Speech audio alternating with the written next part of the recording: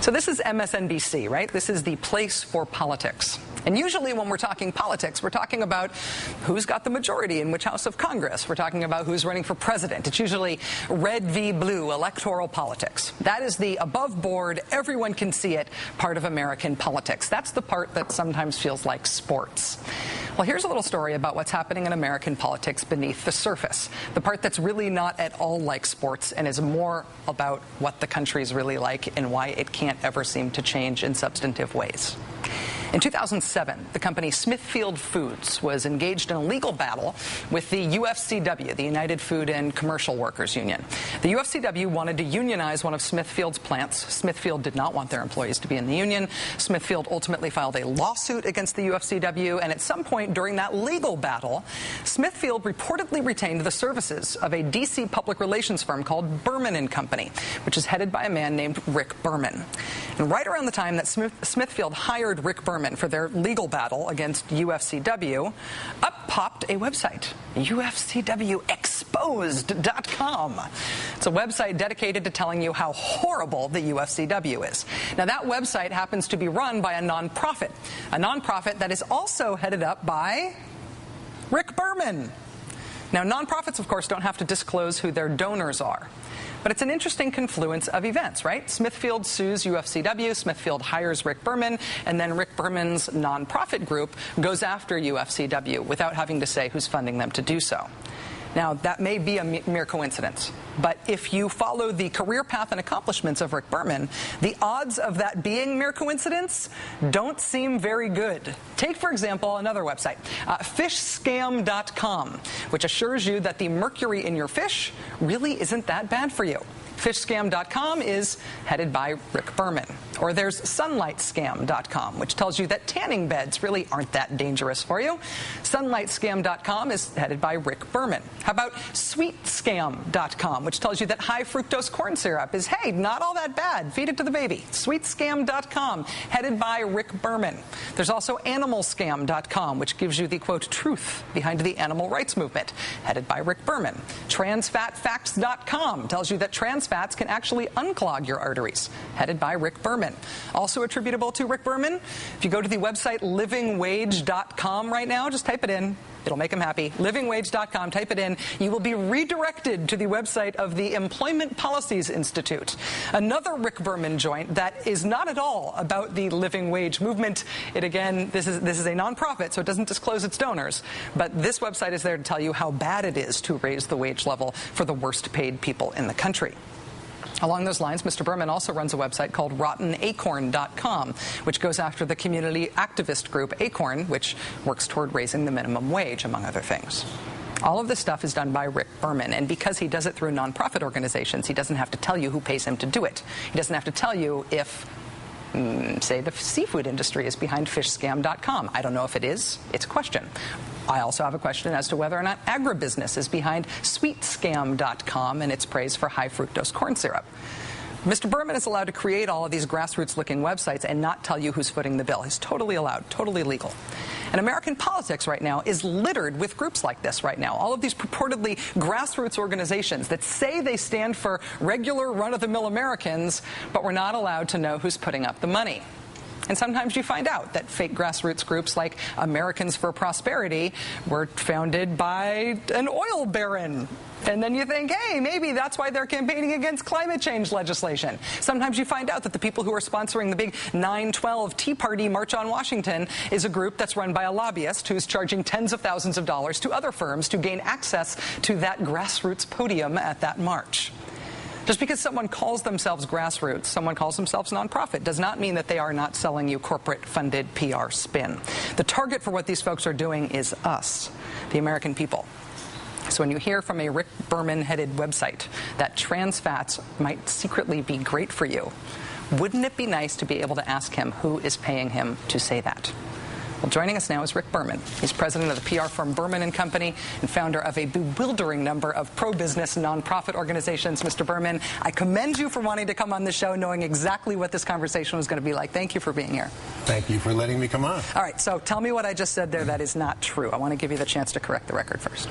Well, first of all, I don't know if I have enough time to do that. Okay. But I brought some notes because I listened to some of your commentary on previous nights. Well, I don't want to say anything that's factually untrue, so tell me if I've got something wrong. I don't know that you say things that are factually untrue as much as with a healthy dose of sarcasm and with taking things out of context, you make them seem a lot worse than they are. Let's go to trans fat. Okay. Everybody used to use saturated fat. Then there was a group that is commonly called the Food Police, called the Center for Science and the Public Interest. So you call them the Food Police. Well, nobody else commonly calls them that. Well, actually, more and more people are starting to call them that. Because you're doing a good job. Well, thank you. But they said saturated fats are terrible. We need to go to trans fat. And they counseled the industry, and they counseled the government, and they counseled the media that we needed to move to trans fat. Over time, they decided, no, trans fats are bad. We have to go back to either saturated fats or some other fat. Now, the point is that trans fats are not particularly bad compared to saturated fats or vice versa.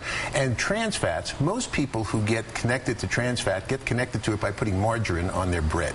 That's what trans fats are. And when I see people say that trans fats, and we've seen legislators say trans fats are like lead in paint with kids eating lead chips. We've seen legislators say that they're just like rat poison.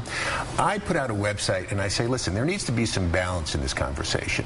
Okay. Trans fats may not be good for you. You may not, you shouldn't eat them in great amounts, but they are not rat poison. When you put out that website, though, what I want to know is, in order to assess the credibility of what you're saying, and when I see the ads that you're doing, the look at the website, what I want to know is, are manufacturers of foods that contain trans fats paying you to say it? I know where you're going. Listen, what you were saying before about nonprofits not disclosing their donors is something that is well known to people on the left, on the far left, and on the right. All through politics, people have nonprofits that are advocacy nonprofits, and they all are refusing to submit donor lists because people don't want to have their right to free speech curtailed by people coming after them. You know, the original case that went to the Supreme Court... Wait, before you do that, though, hold on. Like, before we talk about the Supreme Court, you just, without me interrupting you, like I did just now, you just gave this sort of soliloquy on why trans fats aren't so bad. In order for my viewers to know whether or not that was a paid-for testimonial by people who have a vested financial interest in trans fats being purchased and consumed by a lot of Americans, I want to know if somebody who makes trans fats or profits from them paid you to say it. Go on the website and look at the science. What I always are you saying that you won't tell me? Yes, of course, and I am just like all the groups on the left who won't tell you either. In fact, you put up one website about Acorn, Rotten Acorn. The only thing wrong with that website homepage is that it's now been changed as of tonight because you had Melanie Sloan on, Melanie Sloan from Crew, and she has been attacking me over the years for one thing or another. And so tonight I put up, if you go to RottenAcorn.com, you will see an expose of Melanie Sloan in Crew not wanting to disclose her donors. This is something on the right and the left. I want it, but what it's, and you can, if you're going to attack Melanie Sloan for not disclosing her donors, and I know that activistcash.com is another one of your vehicles by which you attack groups on the left and try to expose who their donors are. Why do you feel justified in doing that when you won't say who yours are? If I get money from NBC and NBC says, I don't want my name disclosed, it's not up to me to disclose it. Yeah, but why do you expect anybody to believe you on matters of science and research if we don't know if you are being paid to say it by people who have a vested interest, literally a financial interest, in you being persuasive? Don't you think that's kind of evil? Here's why. Because I can't make a persuasive case just because it's my opinion. And if you go to those websites, there's science on there. When you go to the website about mercury facts or fish scam, what you will see is that the Harvard School of Public Health says that the risks of mercury from eating fish are far more outweighed than the benefits of eating fish. So if I've got Harvard saying it, I don't have to tell you who gave me any money to publicize their point of view. On that point, you took on Harvard specifically, and this, I'm sure you've thought about this a lot because it got a lot of attention for your company and for your nonprofits. You took on Harvard on an obesity study. There was a study about obesity that you said was junk science. It was about whether or not soda is bad for you and contributes to childhood obesity. And I looked into a lot of your campaigning around that. And I saw, for example, your research director testifying to the FDA, was it, about that? Your research director is a guy named... Okay, it was written testimony. I was on your website. It was written testimony there. David Martosco is his name? Yes. Is he a scientist? No, David repeats other people's science. That's our point. Is he a doctor or is he... David is a Dartmouth graduate. He's one of the smartest guys in Washington about this stuff. He's been studying it for many, many years. I want to ask you this because I think it's important to know. Sure. When you're talking about your credibility on these issues, it has been reported that David Martosco, before he got this gig as your research director, his experience was that he was a producer in AM talk radio. And that was his previous job. David's had several jobs. Okay. David's had several. And his academic credential may be from Dartmouth, but it's a degree in music. Is that right? Here's my whole point. David doesn't come on and say, I have done the research and this is what the research says.